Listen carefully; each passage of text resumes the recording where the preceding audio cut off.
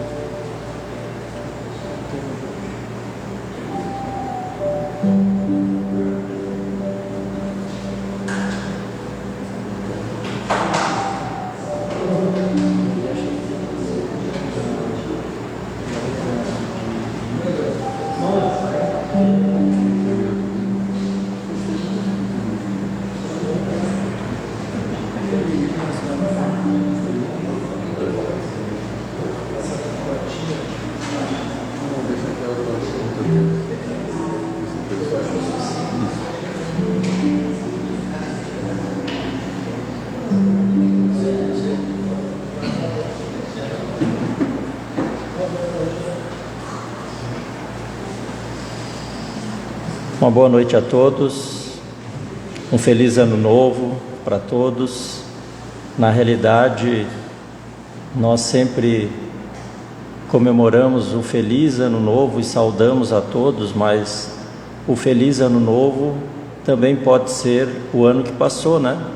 Porque para nós ele foi feliz. Estamos aqui mais uma vez, estamos todos unidos, tivemos tanto para agradecer ao nosso Pai, ao Criador, por estarmos juntos, iniciando agora um 2025 de uma maneira diferente, e essa maneira tem que ser cada vez mais assídua, com a oração, com a gratidão, com as bênçãos do alto.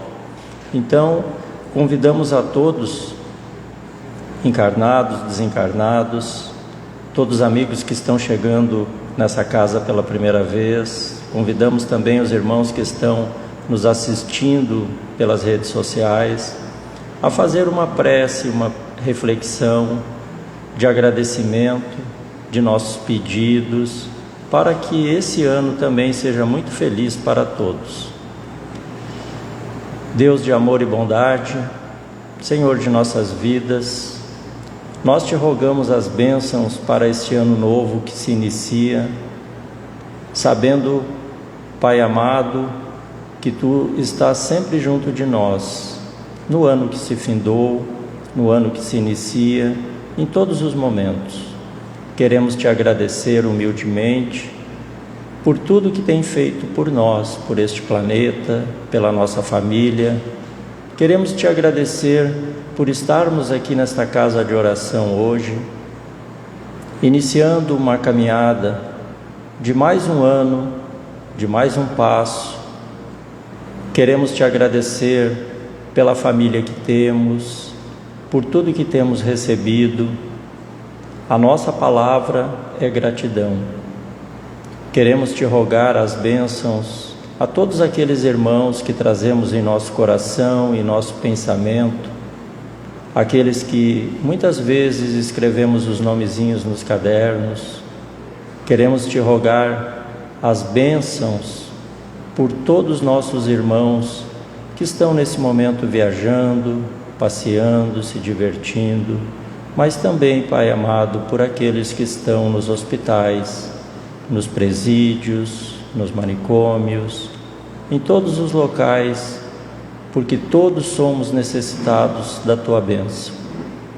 Com este pensamento, para iniciarmos a nossa exposição doutrinária, a primeira do ano, queremos te pedir a permissão para que juntos, num pensamento de amor, de alegria, de gratidão, de muita paz, queremos iniciar a exposição da noite com a Tua permissão e a Tua bênção, que assim seja. E hoje temos a nos brindar no primeiro dia do ano, para que seja muitos, vários, o nosso irmão Dionei Becker. Seja muito bem-vindo, um grande trabalhador desta casa, que Jesus te abençoe, que assim seja. Boa noite a todos, sinto-se todos envolvidos pelo clima fraterno dessa casa.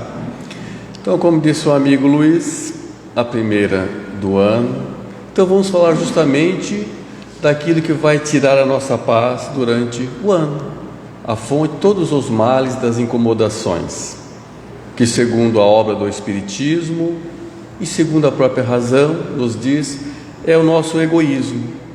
Ele que vai nos perturbar durante todo o ano.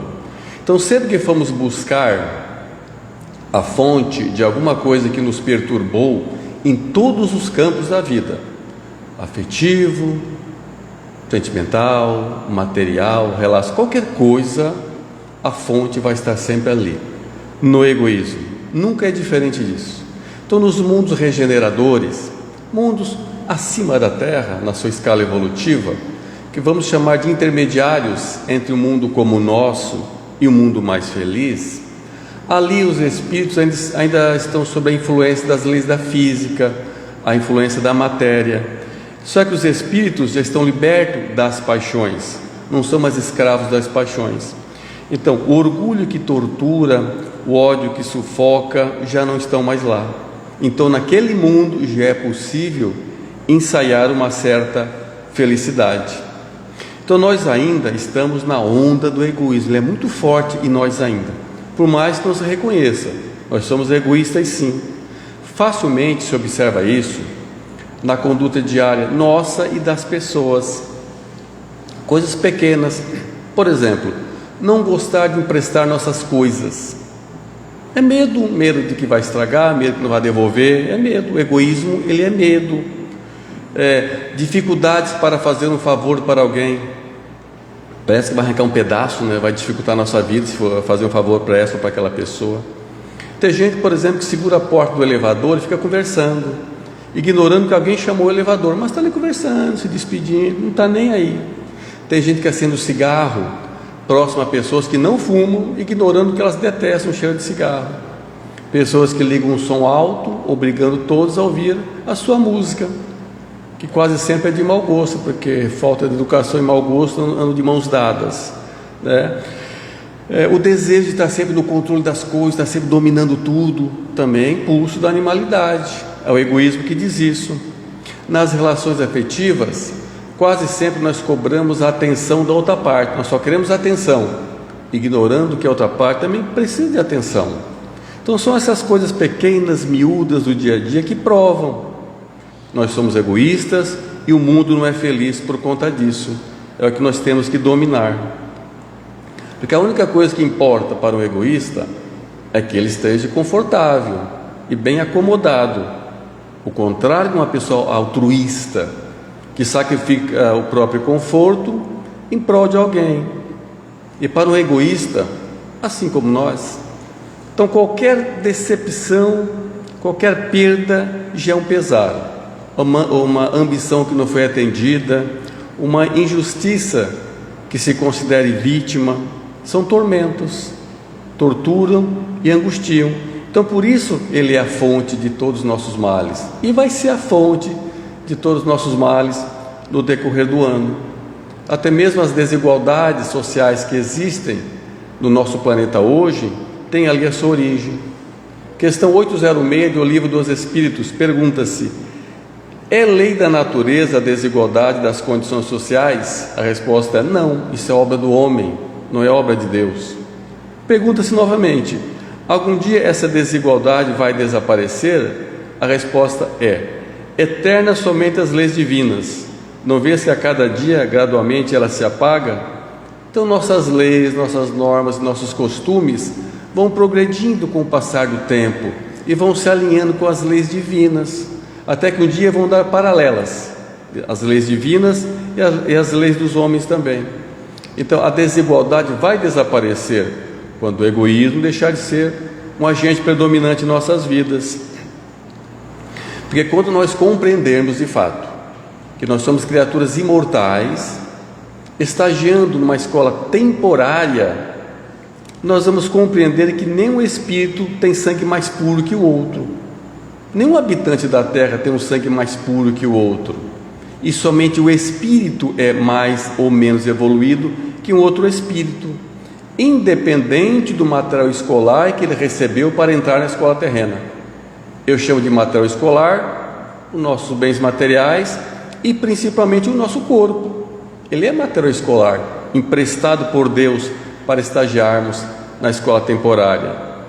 Então, de todas as imperfeições que nós conhecemos, as que nós temos, sem dúvidas, o egoísmo é o alvo a ser combatido, porque nós estamos muito mais próximos da nossa origem do que da nossa meta. A origem, a animalidade, a coisa primitiva; a meta, a angelitude, a perfeição, a felicidade, a luz. Então nós estamos hoje mais próximos dos animais do que dos anjos. Animais da mesma espécie costumam se juntar em grupos ou em bandos. Ali formam hierarquias. Os mais bem colocados nessa hierarquia se reproduzem, comem primeiro e se abrigam melhor. Os demais ficam com o que sobra, se é que vai sobrar alguma coisa. Então, por conta disso, estão sempre disputando uma posição melhor, sempre querendo ficar com tudo, deixando nada para alguém, porque isso não importa para ele, a lei de cada um por si. Então o egoísmo é um reflexo desse instinto de preservação dos animais, que ainda está em nós também.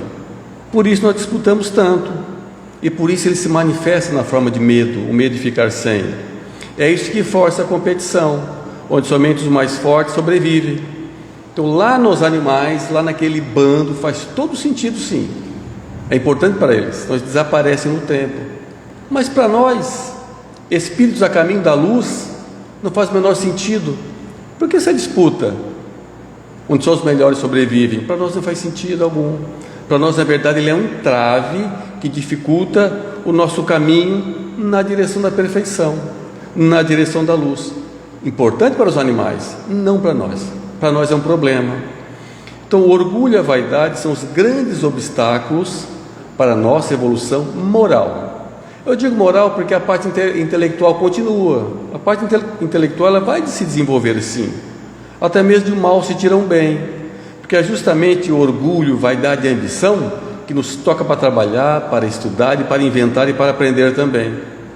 Não por algo nobre, mas é para ser melhor que os outros, para ser melhor que alguém. Mas longe da felicidade ainda. Intelectualidade vai subindo, mas a felicidade não acompanha isso. É a moralidade que acompanha a felicidade. Então nós temos que meditar e reconhecer que nós somos egoístas, sim. Para eu combater o egoísmo em mim, eu tenho que reconhecer que eu sou egoísta, sim. É fácil notar com pequenos detalhes. Por exemplo, o humilde, quando comete um erro, ele reconhece o erro. Eu me equivoquei, eu errei. O orgulhoso não, ele diz: a culpa não é minha, porque ele se acha acima dos outros, então a culpa é dos outros. O humilde diz: eu sou bom, mas não tão bom quanto eu gostaria de ser. E ele sempre trabalha um pouco mais, ele sempre colabora, vai além das obrigações. Já o orgulhoso não, ele não colabora, só faz a parte dele, o trabalho dele, e julga que é o máximo, porque ele fez a parte dele. Um indivíduo humilde, ele diz: deve haver uma forma melhor de fazer esse trabalho, de resolver este problema. Vamos estudar juntos e encontrar uma solução, reconhecendo que não é o dono da verdade. Já o orgulhoso não, ele diz: eu sempre fiz assim e essa é a melhor maneira, porque ele é dono da verdade. O humilde, ele compartilha suas experiências, ele compartilha o que sabe com colegas e com os amigos. O orgulhoso não, ele guarda tudo para si, porque ele tem medo da concorrência. Uma pessoa orgulhosa não aceita críticas. Já o humilde, ele ouve tudo, todas as opiniões. Ele está sempre pronto para aprender uma coisa nova. Então, por isso que um humilde está sempre aprendendo, mesmo sem deixar de lado suas convicções. Ele está sempre aprendendo, ele ouve as contrariedades, está sempre acrescentando conhecimento. O orgulhoso não, ele fica estagnado, ele fica iludido naquela falsa posição de superioridade, de saber tudo. Uma pessoa humilde também defende a sua posição, defende as suas ideias. Já orgulhoso, quando defende as suas ideias, não é porque são melhores, mas é porque são suas e ele considera as melhores. Então, por conta disso, uma pessoa orgulhosa tem mais dificuldade para se desenvolver, para evoluir, porque ela está estagnada, não tem a mente aberta para aprender coisas novas. Isso realmente é um grande entrave, até mesmo nesse ponto. Numa fábula, num conto de fábulas, perguntou-se ao oceano: por que você é tão grande assim? Ele disse: é porque eu fui humilde o suficiente para ficar alguns metros abaixo dos rios, assim eu recebi a água deles, e fiquei grande, imenso e poderoso. Então, se nós tivermos humildade para receber, nós nos tornaremos grandes também. Agora, se eu quiser ser sempre o primeiro, o dono da verdade, e ficar acima de todos, eu nunca vou saber nada mais do que eu já sei hoje. Nunca se deve também confundir humildade com falta de amor próprio. Muitas pessoas pensam que é, mas não é. Uma coisa é uma coisa, outra coisa é outra coisa. Porque a humildade é aprender colaborando, sem se considerar superior a alguém e nem inferior também. Porque falta de amor próprio é outra coisa, é deixar de ser aquilo que somos, nos submeter à vontade dos outros. Isso não é humildade, isso é subserviência moral. Não saber dizer não é humildade, nem sempre, é uma subserviência moral, o que é um problema sério também para a nossa evolução, e nos deixa muito aberta à obsessão também, à tristeza e à depressão também. Então, uma coisa é uma coisa, outra coisa é outra coisa. Hoje, então, nós nos debatemos com essa chaga que atrapalha a nossa felicidade, porque está na nossa intimidade. Então, por isso que é tão difícil nos libertar disso. E há muitas coisas boas nós deixamos de fazer justamente por conta do medo que vem do egoísmo. Quando a voz do coração diz o seguinte: é melhor perdoar para me livrar dessa mágoa, dessa coisa que incomoda tanto, desse rancor. O coração diz isso, perdoar. Mas o egoísmo, com o seu medo, diz ao contrário. O medo de se sentir diminuído impede essa atitude. O medo fala mais alto do que a razão. Quando o coração diz o seguinte: é melhor estender a mão e praticar a caridade para aliviar o fardo de alguém. O egoísmo, com medo de ficar sem, com medo de reduzir o seu conforto, ele impede esse gesto. A caridade não acontece. Se a consciência diz que eu cometi um erro, eu me equivoquei, eu devo anunciar isso, o egoísmo, por medo de se sentir desconsiderado, ele faz nós acreditarmos que nós não erramos, os outros é que estão errados. Então o egoísmo, ele é a manutenção da infelicidade. Então nós até tentamos de vez em quando disfarçar o egoísmo de amor próprio, de previdência, de disciplina. Só que humildade não pode ser falta de amor próprio, assim como o amor próprio também não pode ser orgulho. Porque o que é amor próprio?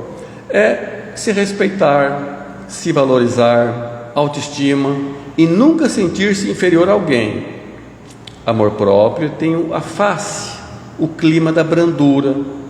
Porque quem se ama tem facilidades para amar os outros também, para amar os semelhantes. E geralmente trata de forma gentil. Quem se ama é gentil com os outros também, porque ele está muito seguro de si. Ele não precisa provar nada para ninguém, não se sente ameaçado por ninguém também. Agora, que tipo de criatura, que tipo de espírito precisa diminuir alguém, ofender, humilhar, magoar para se sentir forte, para se sentir bem? Um indivíduo muito orgulhoso e muito egoísta. Então, o orgulho é admiração por si mesmo, é arrogância, é ficar se comparando com os outros e sempre se colocando acima deles. Então, quem se ama não tem a menor dificuldade para perdoar também. Quem se ama quer se livrar da mágoa, ele abre mão do ego para ser feliz. Já o orgulhoso não, ele está sempre com uma tendência ao despotismo, quer que todos o admirem e age como se fosse a perfeição. O orgulhoso age para se engrandecer diante dos olhos dos homens e não de Deus. Então ele é muito mais preocupado com a opinião que os homens fazem a seu respeito do que com a própria consciência. É o hoje, é a imagem, é engrandecimento. Porque quando nós nos amamos, todos à nossa volta se beneficiam também, porque é muito bom ficar ao lado, conviver ao lado de uma pessoa agradável, muito diferente de ficar ao lado e conviver ao lado de pessoas com arrogância que são donas da verdade. Então nós nunca devemos tentar disfarçar o nosso egoísmo como se fosse previdência. Nós temos que ficar atentos às nossas mais secretas intenções, porque se tendo condições, nós só nos preocupamos com nós mesmos e com nossos familiares, esquecendo dos outros que caminham conosco lado a lado, onde falta tudo. Isso não é previdência, isso é egoísmo mesmo. É importante sim pensarmos em nós com previdência, isso se chama disciplina. Mas é importante pensar nos outros com providência também. Isso se chama caridade. Então é importante que treinemos para ampliar a visão além do horizonte da matéria, para aprender a ver os companheiros de jornada como irmãos de caminhada na escola temporária da vida. Então, quando nós aprendermos a substituir egoísmo por caridade, tudo se modifica. Porque o ódio, o ciúme e a vaidade desaparecem por falta de combustível, que é o egoísmo. Os homens viverão em paz. O mais forte vai ajudar o mais fraco, em vez de ficar explorando. Alguém pode até dizer, mas os homens são egoístas, sim, por natureza e sempre serão. Mas se fosse assim, por que Jesus perdeu tempo para vir até nós ensinar caridade e combater o egoísmo? Por que um ser tão elevado, tão sábio de luz, veio até nós ensinar uma coisa que é impossível, inatingível?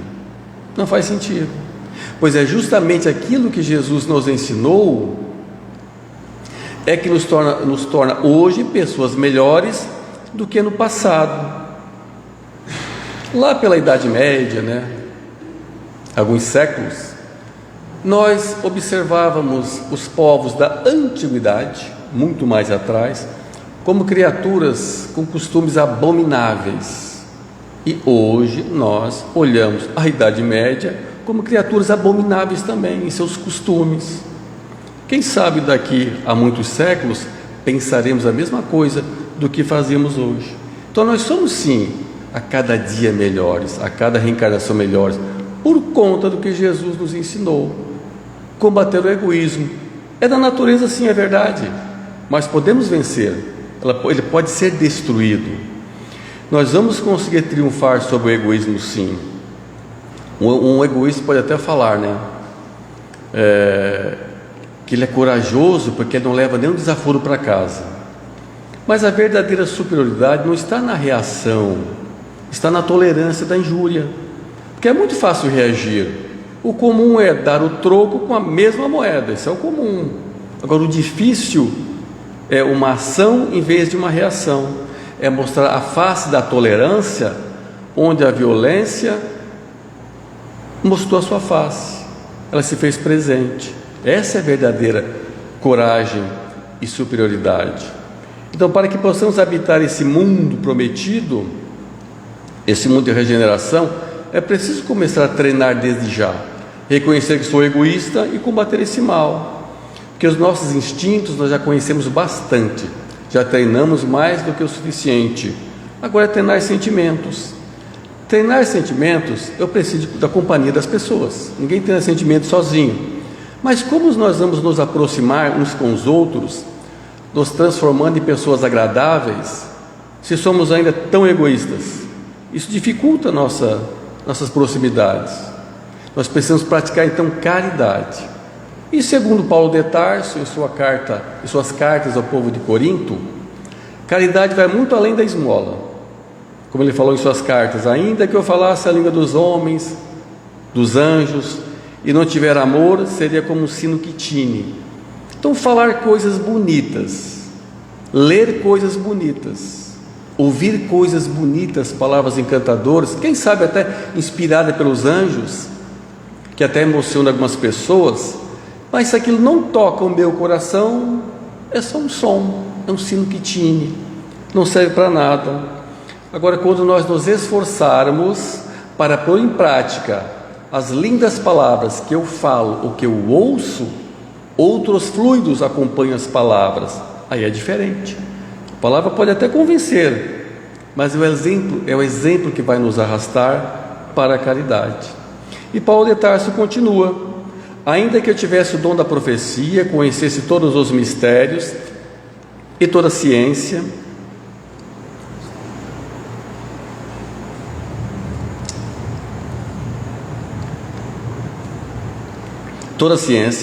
ainda que eu tivesse toda a fé, de maneira que transporte montanhas, mas se eu não tiver amor, eu ainda nada serei.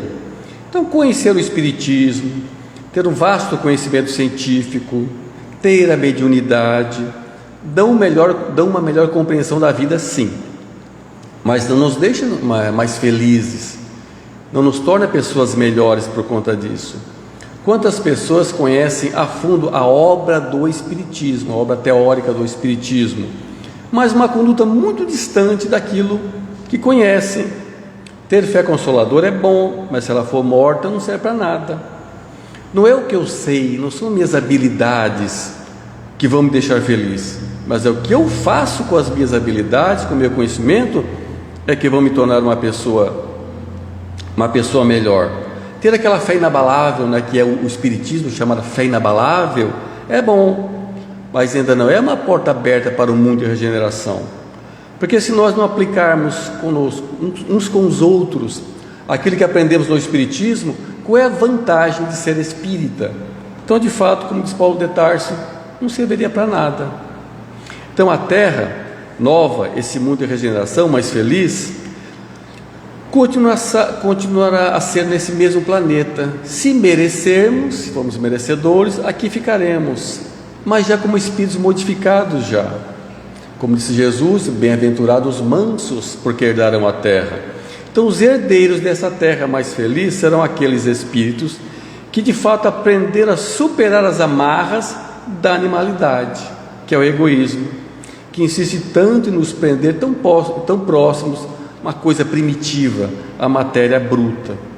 Então, os herdeiros serão aqueles que entenderam a mensagem de Jesus, de que o caminho para a luz, ou seja, o caminho da luz, o caminho da perfeição, só é possível com humildade, um incansável trabalho persistente no campo da caridade uns com os outros. Então, meus queridos amigos, foi a mensagem de hoje. Obrigado pela atenção, um abraço, bom ano para todos.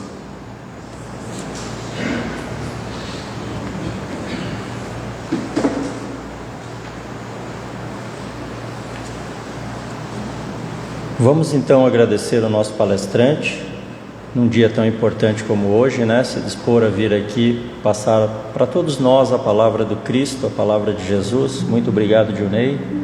Que Jesus te abençoe sempre, que tu possa vir durante todo esse ano aqui, fazer esse trabalho maravilhoso. E nós vamos mais uma vez elevar o nosso pensamento a Deus, a Jesus, e agradecer ao Pai Maior a oportunidade de estarmos aqui unidos em seu nome, buscando esse grande conhecimento dessa doutrina que esclarece, que consola. Aproveitar o dia de hoje, iniciando um novo ano, tentando nos melhorar um pouquinho, através desse nosso grande inimigo ainda chamado egoísmo, desse orgulho, e nos melhorarmos. Rogar ao irmão Jesus, ao nosso anjo de guarda, à nossa família espiritual, que nos acompanhe por mais esse ano, que se inicie em nós uma mudança, uma reforma íntima, de maneira bem tranquila, bem calma, lenta, sem nos violentarmos, de maneira simples, aprender a fazer um pouquinho mais a caridade, entender um pouquinho o nosso próximo, entender um pouquinho aquele que está ao nosso lado, porque falar e fazer a caridade aqui na Casa Espírita é muito bom. Aqui a gente se abraça, a gente se cumprimenta, a gente sorri um para o outro, mas o grande desafio é fazer isso no nosso lar, na sociedade, lá fora da Casa Espírita.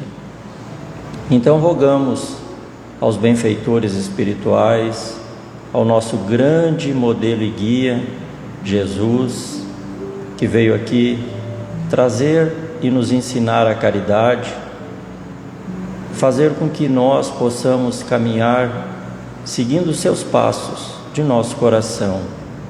Já tivemos tantas oportunidades de vir aqui, de reencarnar, de voltar. Temos tanto a aprender, mas também já caminhamos bastante, já aprendemos uma grande parte. E como disse o nosso palestrante, precisamos vencer, precisamos dominar em nós as nossas más tendências, que possamos nós, através dessa doutrina que esclarece, pregar dentro de nós o Espiritismo, o amor, a luz que tanto viemos aqui buscar, essa paz, uma palavra tão falada nessa época do ano, mas de nada irá resolver se não quisermos mudar. Deus, Jesus e toda a espiritualidade está sempre ao nosso lado. Nós, que na grande maioria das vezes é que fugimos deles. Então, que possamos devagar, a passos tranquilos, singelos, iniciar esta reforma, esta melhoria, após sairmos aqui desta casa de oração, onde a energia nos deixa com uma leveza tão grande, iniciar esse trabalho ao nosso lar, fazer o nosso evangelho no lar, uma vez por semana que seja, nos reunir com aqueles que convivem ao nosso lado, procurando entender a cada um na sua caminhada, que seja esse irmão, nosso pai, nosso cônjuge, a nossa esposa, o nosso esposo, os nossos filhos, sobrinhos, netos, todos aqueles irmãos que fazem parte do nosso âmbito familiar, para que possamos doutrinar em nós esse egoísmo, esse orgulho, que possamos aprender a amar, entender o nosso irmão, fazendo as orações não só pelos familiares, iniciando sim pela família, mas por todos aqueles irmãos que caminham ao nosso lado, aqueles que Jesus autorizou vir junto de nós, aqueles que foram nos permitidos, que muitas vezes não entendemos, que não compreendemos, que comentamos, Esses são os irmãos mais necessitados. Na grande maioria das vezes, Jesus coloca esses irmãos menos esclarecidos ao nosso lado para que sejam instrumentos da nossa caminhada. E nós, através do orgulho, infelizmente do egoísmo, não conseguimos aceitar e nem enxergar. Então rogamos essas bênçãos divinas para esse ano que se inicia, aprendendo a nos melhorar. E rogamos a Jesus, rogamos a Deus, nosso Pai, que esteja sempre junto de nós, para que possamos assim iniciarmos uma nova caminhada, não nesse dia, através desse ano novo, mas em todas as manhãs quando acordamos, quando iniciamos um novo dia. É um dia de melhoria. Muito obrigado, Jesus, por esta oportunidade. Te rogamos essa tão sonhada paz a todo esse educandário terreno, a todo esse planeta Terra, a todos os continentes, a todos os irmãos que aqui se encontram. Com este pensamento de muita luz, nós queremos te pedir a permissão, Jesus, para que possamos encerrar a primeira exposição doutrinária de 2025 em teu nome, dizendo muito obrigado e que assim seja. Um ótimo ano a todos e uma ótima semana também. Que assim seja.